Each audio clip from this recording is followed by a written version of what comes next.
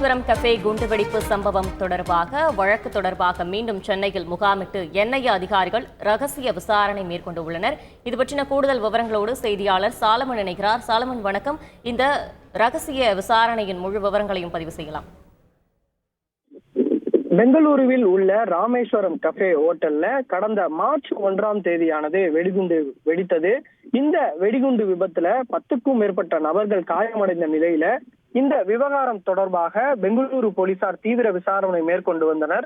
இது வெடிகுண்டு வழக்கு என்பதால் இந்த வழக்கானது என்ஐஏ வசம் ஒப்படைக்கப்பட்டு சுமார் 18க்கும் மேற்பட்ட இடங்கள்ல என்ஐஏ அதிகாரிகள் சென்னை, கர்நாடகா உள்ளிட்ட பல்வேறு இடங்கள்ல சோதனை மேற்கொண்டு பல முக்கிய ஆவணங்களை பறிமுதல் செய்தனர். மேலும் இவ்வழக்கில் தலைமறைவான நபர்களின் புகைப்படமும் வெளியிடப்பட்டு சன்மானமும் வழங்கப்படும் எனவும் என்ஐஏ தரப்புல தெரிவிக்கப்பட்ட நிலையில இந்த வழக்கு தொடர்பாக மொத்தம் 3 நபர்களை கைது செய்தனர்.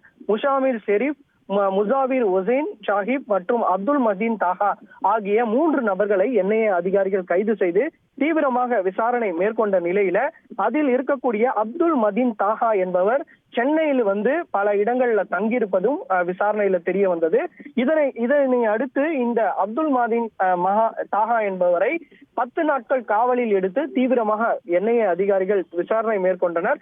குறிப்பாக சென்னைக்கு அழைத்து வரப்பட்டு இவரை லாட்ஜ் மற்றும் அவர் சென்ற இடங்களுக்கு அழைத்து செல்லப்பட்டு தீவிரமாக விசாரணை மேற்கொண்டு வாக்குமூலத்தை பதிவு செய்த நிலையில இந்த விசாரணையின் மூலமாக இவர் சென்னையில் தங்கி இருப்பது தெரிய வந்திருப்பதால் இந்த சென்னையில் தங்குவதற்கு 2 பேர் இவருக்கு உதவி புரிந்திருப்பது விசாரணையில தெரிய வந்துள்ளது. குறிப்பாக ராயப்பேட்டையை சேர்ந்த ஒருவரும் வடசென்னை பகுதியை சேர்ந்த ஒருவரும் இவருக்கு உதவி புரிந்திருப்பது தெரிய வந்திருப்பதால் இவருக்கு எதன் மூலமாக உதவி புரிந்தது, ஏதேனும் இந்த வெடிகுண்டு தொடர்பாக இவர்களுக்குள் ஏதேனும் இந்த தொடர்பு உள்ளதா என்பது தொடர்பாக தற்போது விசாரணை மேற்கொள்வதற்காக சென்னையில மீண்டும் பெங்களூரு என்ஐஏ அதிகாரிகள் முகாமிட்டு விசாரணை மேற்கொண்டு வருகின்றனர். குறிப்பாக ரகசிய இடத்துல தங்கியிருந்து இது தொடர்பாக விசாரணை மேற்கொண்டு இருப்பதாகவும் தகவல் வெளியாகி உள்ளது.